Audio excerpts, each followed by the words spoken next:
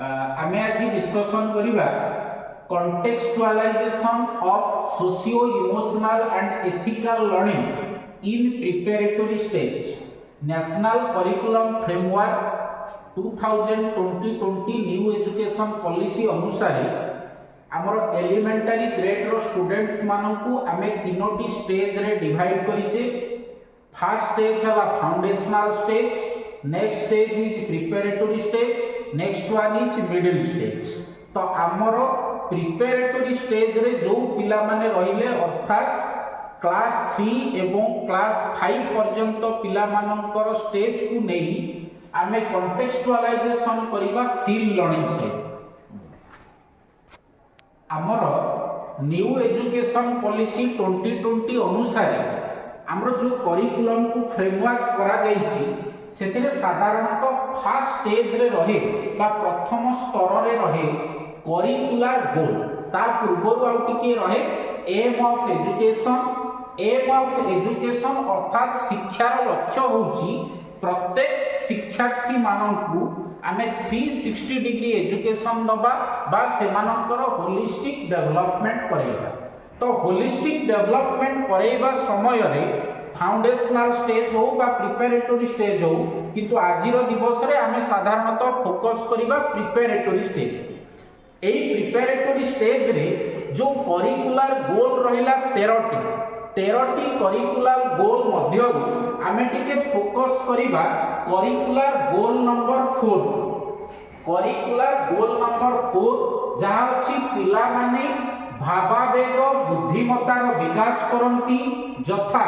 निज भावना को बुझिबा एवं परिचालना करिबार क्षमता एवं सामाजिक नियम को सकारात्मक भाव रे प्रतिक्रिया प्रकाश करिबा। करिकुलर गोल नंबर 4 जहाँकि आमर सील लर्निंग ऊपर पर्यवेसित socio emotional and ethical learning, सामाजिक आवेगिक एवं नैतिक विकास। से करिकुलर गोल रे पहुंचीबा पाई आमे केतोटी करिकुलर गोल को डिवाइड करिचे दक्षता बा कॉम्पिटेंसी। तो 4 नंबर करिकुलर गोल रो first competency C4.1, C4.2, C4.1 रे रहिला एक परिवार एवं संप्रदाय रो व्यक्ति भाव रे निजकू चिन्हिबा आरंभ करिवे। सेंती करिकुलर 4.2 रे रहिला विभिन्न भावना को चिन्हि थाए और सेगुडी को सठिक भाव रे नियंत्रण करिबा पई सुनिश्चित प्रयास करिवे। एई भली 6टी दक्षता रहिछि। सेई दक्षता गुडी को हासिल करले आमे automatically seal learning preparatory stage रे एनहांस करिवार दक्षता पिला मानन ठारे सुनिश्चित करि पाई। स्टार्ट करिया। जेंति आमे माने डिस्कशन करूथिले socio emotional and ethical learning, सामाजिक आवेगिक एवं नैतिक विकास रो करिकुलर गोल रे पहुंचीबा पई आमे सेही करिकुलर गोल टिकू केतोटी दक्षता रे डिवाइड करिथिले एवं दक्षता गुडी को हासिल करिबा पई दक्षता को आमे किछि शिक्षण फलाफल बा लर्निंग आउटकम रे डिवाइड करिछे। फॉर एग्जांपल गोटिए लर्निंग आउटकम आमे नउचे एलो 4.1.1 अर्थात curricular goal number 4 first competency रो फर्स्ट लर्निंग आउटकम, जहा अछि परिवार, पड़ोसी, विद्यालय, शहर एवं जेउठारे भिन्न भिन्न लोक भिन्न भिन्न भूमिका निर्वाह करती सेहिठारे निजक एक सदस्य भावे निजर परिचय दब। अर्थात निजर परिवार रे हो बा समाज रे हो, विद्यालय रे हो बा निजर कम्युनिटी रे हो, निजर आइडेंटिटी को गोटिए शिक्षार्थी परिपूर्णतार सह प्रकाश करि पारुथिबो। एई भली जो जो लर्निंग आउटकम आमर रहिछि सेही लर्निंग आउटकम गुडी को आमे स्किल रो कॉन्टेक्सचुअलाइजेशन करिबा, जहा एई वर्कशॉप रो मेन मोटो। आमे जेमिति आजिरो वर्कशॉप रे डिस्कशन कले केमिति आमर करिकुलर गोल, कॉम्पिटेंसी, लर्निंग आउटकम को कॉन्टेक्सचुअलाइजेशन करिबा, ताहा सहित डेवलपमेंटल गोल गुडी को मध्य आमर पाठ्यक्रम सहित कॉन्टेक्सचुअलाइजेशन करिबा in the context of socio emotional and ethical learning. एहा सह आमे क्लासरूम ट्रांजैक्शन समय रे ए सील को नहीं किछि किछि एक्टिविटी मध्य पिला मानक पाखरे डेवलप करिवार आवश्यकता रही जेमिति करिकुलम आमर जहा करिकुलम रही ताकू आमे चेंज करिबानी एक्जिस्टिंग करिकुलम को नहीं आमे सील सहित ताकू कॉन्टेक्सचुअलाइजेशन करिबा क्लासरूम रे एक्टिविटी करिबा समय रे आमे एभଳି किछि एक्टिविटी करिबा हमर लर्निंग एक्टिविटी जेमति रहइबा कथा ठीक सेमति रहइबो किंतु आमे सेही एक्टिविटी रे किछि एमिति इनपुट दबा जा द्वारा पिला मानक पाखरे सामाजिक आवेगिक एवं नैतिक शिक्षार दक्षता गुडिक विकास करिबो तापरे टीचर को जने रोल मॉडल होबार आवश्यकता रही आमको इमोशनल कोचिंग अर्थात आमको किछि स्टोरी टेलिंग माध्यम रे हो किछि रोल प्ले माध्यम रे हो बा किछि गेम पिला मानक सहित खेलिबा माध्यम रे हो पिला मानक पाखरे इमोशन डेवलप करिवार आवश्यकता रही आमर विद्यालय गुडिको इनक्लूसिव क्लासरूम करिवार आवश्यकता रही पिला मानकु पॉजिटिव रीइंफोर्समेंट दबार आवश्यकता रही माइंडफुल एक्सरसाइज अर्थात breathing exercise deep breathing counting एई भली किछि कार्यक्रम हमर लर्निंग एक्टिविटी समय रे करी तार असेसमेंट करिवा सह पिला मानक पाखरे सोशियो एंड इमोशनल डेवलपमेंट गुडी को सुनिश्चित करिवार आवश्यकता रही जेमति आपण मानकु देखिले एठी 8टी एक्टिविटी रही या सह नेक्स्ट मध्य आउ 8टी एक्टिविटी रही तो एई भली किछि एक्टिविटी आमे हमर लर्निंग एक्टिविटी सहित इंक्लूसिव भाव रे सील लर्निंग सहित कॉन्टेक्सचुअलाइजेशन करी हमर कार्यक्रम गुडी को ठीक भाव रे आमे कले पिला मानक पाखरे ए सील रो दक्षता गुडी को आमे सुनिश्चित करै परिबा धन्यवाद देखंतु एई भली आपण मानकु एठी किछि देखै छै वर्कशॉप रे हमर किछि किछि इमोजी जेंति हैप्पी रो इमोजी गोटे फ्रस्ट्रेट रो इमोजी गोटे सिली रो इमोजी गोटे अर्थात पिला माने कु आमे केमिति सेमानकर फेशियल अपीयरेंस रहिबो जेतेबेले से खुशी अनुभव करती जेतेबेले से दुख अनुभव करती तो एई भली किछि इमोजी को नै आमे मध्ये हमर क्लासरूम एक्टिविटी करै पारिबा धन्यवाद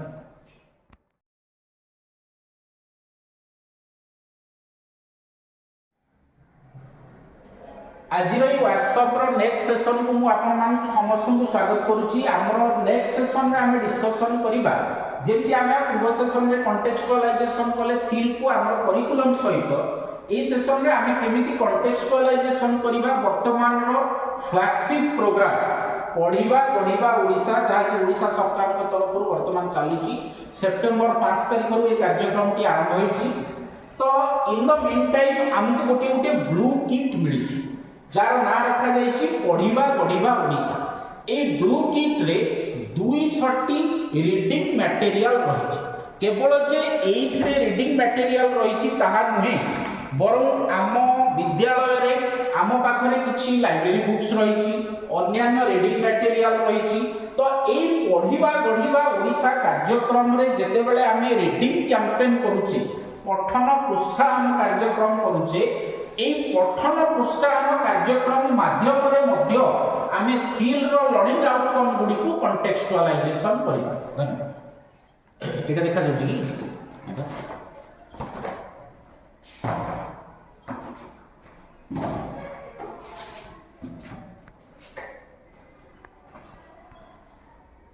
आम क्लस्टर कालिका प्रसाद क्लस्टर नयगढ़ जिला गोटे पायलट प्रोजेक्ट हिसाब से आम क्लस्टर को क्लस्टर ऑफ एक्सीलेंस हिसाब से ओसेपा तरफ से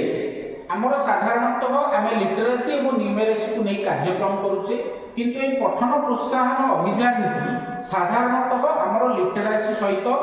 मचमोर संयुक्त थाए तेणु से लिटरेसी को जो पढ़िबा गढ़िबा ओडिशा कार्यक्रम वर्तमान करा जाउची राज्यव्यापी पठन अभियान पढ़िबा गढ़िबा ओडिशा शिक्षा वर्ष 2025-26 रे सेप्टेम्बर 5 तारिख रु आरंभ होइतिबा ओडिशा सरकारଙ୍କର एक अभिनव प्रयास तो एई कार्यक्रम करिबा समय रे हम क्लस्टर तरफ लिटरेसी मीटर एवं मंथली ट्रैकर आमे डेवलप करिचे गोटे यूनिफॉर्मिटी डेवलप करिबा पई सेथिरे आमे एई फॉर्मेट रे प्रत्येक विद्यालय को श्रेणी वाइज हार्ड कॉपी डेवलप करके दिया जाइछि सेथिरे हमरो साधारणतः प्रथमे रहिला मासिक साक्षरता मीटर। मासिक साक्षरता मीटर रे हमरो तीन कैटेगरी रो पिला रहिबे एवं तीन कैटेगरी रो रीडिंग मटेरियल रहिबे जोटा कि आम ऑलरेडी आम विद्यालय रे थिबा एक्जिस्टिंग रीडिंग मटेरियल एवं वर्तमान आम मानकु मिलिथिबा एई पढिबा गढिबा ओडिसा रो ब्लू किट एइथिरे रीडिंग मटेरियल गुडी को स्टार मार्किंग करा जाय जेमति एठी गोटे अछि दुई मित आकु वन स्टार करा जाय अर्थात हमर साधारणतः तीनटा कैटेगरी हम रीडिंग कैंपेन रे करिचे गोटे हला प्रारंभिक पाठक वन स्टार जो माने अक्षर पढि पाउथिबे एवं शब्द पढिबा पई प्रयास करूथिबे। टू स्टार हेले मध्यवर्ती पाठक जो माने शब्द पढ़ी पारुथिबे प्रांजल भाव में वाक्य मध्य पढ़ी पारुथिबे एवं अनुच्छेद पढ़िबा पई प्रयास करूथिबे। थ्री स्टार हेले उन्नत पाठक जो माने गप एवं कहानी गुडी को प्रांजल सहकारे पढ़ी पारुथिबे। तो सेथि पई आमे पिला माननकु तीनटा कैटेगरी रे डिवाइड करिसे one star two star three star एवं रीडिंग मटेरियल को मध्य one star two star three star रे डेवलप करिसे। तो आजिर वर्कशॉप रो मोटो हैला आमे जो रीडिंग मटेरियल को नेकी पढ़िबा गढिबा ओडिसा बा रीडिंग कैंपेन करूचे हम विद्यालय स्तर रे सेही समय रे ए रीडिंग मटेरियल मध्य रे लुचि करी रहिथिबा किछि socio emotional and ethical learning रो कांसेप्ट गुडी को पिला मानक पाखरे पहुंचैबा होची आजिर वर्कशॉप रो मेन मोटो। अर्थात आमको आ परवर्ती समय रे आम पाखरे थिबा रीडिंग मटेरियल जोटा को हमें 3 स्टार 2 स्टार एवं 1 स्टार करिचे सेही मटेरियल रे हमको किछि मार्किंग करबा को पड़िबो। एई रीडिंग मटेरियल टी सील रो एई लर्निंग आउटकम को हासिल करिबारे सहायता करूची जोटा कि आमे कहि परिबा कॉन्टेक्चुअलाइजेशन ऑफ रीडिंग पढ़िबा गढिबा ओडिसा बा reading campaign on the basis of SEL learning हला पढ़िबा गढिबा ओडिसा रो जोटी आमे रखिचे मासिक प्रगति ट्रैकर अर्थात मंथली ट्रैकर। मंथली ट्रैकर रे आमे कोन करंती गोटिए पिला को स्टार रे अछि शिक्षार्थी रो स्तर कोन एवं पुस्तक रो स्तर कोन शिक्षार्थी रो स्तर अनुसार आमे सेमानकु सेही स्तर रो पुस्तक प्रोवाइड करिवार आवश्यकता रहछि। एई कार्यक्रम रो असेसमेंट करिबा समय रे मध्य आमे सील लर्निंग से पिला पाखरे केते दूर अचीव कला ताकू मध्य आमे असेस करि परिबा जा द्वारा हमर एई वर्कशॉप जार नाम शिरोनाम रहिछि contextualization of SEL learning on the basis of पढ़िबा गढिबा ओडिसा से लक्ष्यटी हमर साधन नै पारि। धन्यवाद। सेति मध्य गोटी एग्जांपल दउछि जेंति हमकु ब्लू किट रे मिलिछि 200 टी बही रीडिंग मटेरियल 200 टी मिलिछि जाको ऑलरेडी स्टार मार्किंग करा जायछि। फॉर एग्जांपल मु गोटी एथु उठेछि जार शिरोनाम रहिछि आस गछ लगाइबा जार मार्किंग रहिछि 1 स्टार अर्थात एटा को स्तर रो पिला मानकु हमें दबा जो स्तर रो पिला माने 1 स्टार रे अछंती सेही स्तर रो पिला मानकु हमें बही पढिबा पई दबा अर्थात से माने केवल अक्षर पढुथिबे शब्द पढिबा पई प्रयास करथिबे। तो एइथिरे याकु केमिति हमें कॉन्टेक्चुअलाइजेशन करबा सील लर्निंग से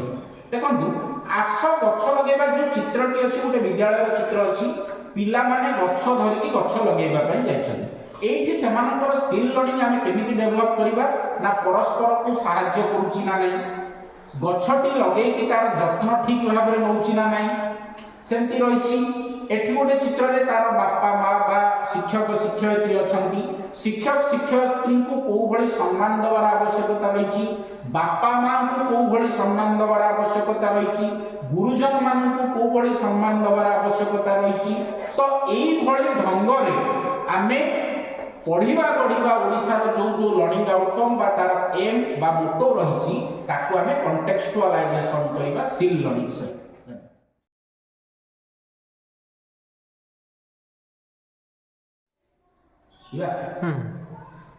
सर वर्तमान आमर आज वर्कशॉप रो थर्ड सेशन को समस्त को स्वागत करूची जो सेशन आमर रही आमर जो एठी प्रेजेंट अछंती हेडमास्टर एवं असिस्टेंट टीचर किछि विद्यालय कालिका प्रसाद क्लस्टर रो एथरा हम ओरिएंट करैबा वर्तमान सरकार को तरफ रो गोटे न्यू फ्लैगशिप प्रोग्राम जहा अडॉप्ट करबा को जाउचे हमें न्यू एग्जामिनेशन प्रोसीजर बा assessment procedure for class 5 and 8 ସେଥିରେ ଆମେ इंटरनल असेसमेंट रे दुईटी काम हातକୁ ନେଇଛେ गोटी हला प्रोजेक्ट वर्क एवं आ गोटी हला रिटिन वर्क ए प्रोजेक्ट वर्क एवं रिटिन वर्क आमे प्रत्येक विषय रे मिनिमम दुईटी लेखाएं प्रत्येक पिला को दबा तो ए कामटी करबा समय रे आमे एमिति किछि प्रोजेक्ट वर्क बा रिटिन वर्क डेवलप करैबा जार कॉन्टेक्चुअलाइजेशन मध्ये आमे करि परिबा स्किल लर्निंग सहित फॉर एग्जांपल आमे जिबा केमिति गोटे प्रोजेक्ट वर्क को आमे स्किल लर्निंग सहित कॉन्टेक्चुअलाइजेशन करिबा गोटे रिटिन वर्क को केमिति आमे स्किल लर्निंग सहित कॉन्टेक्चुअलाइजेशन करिबा धन्यवाद।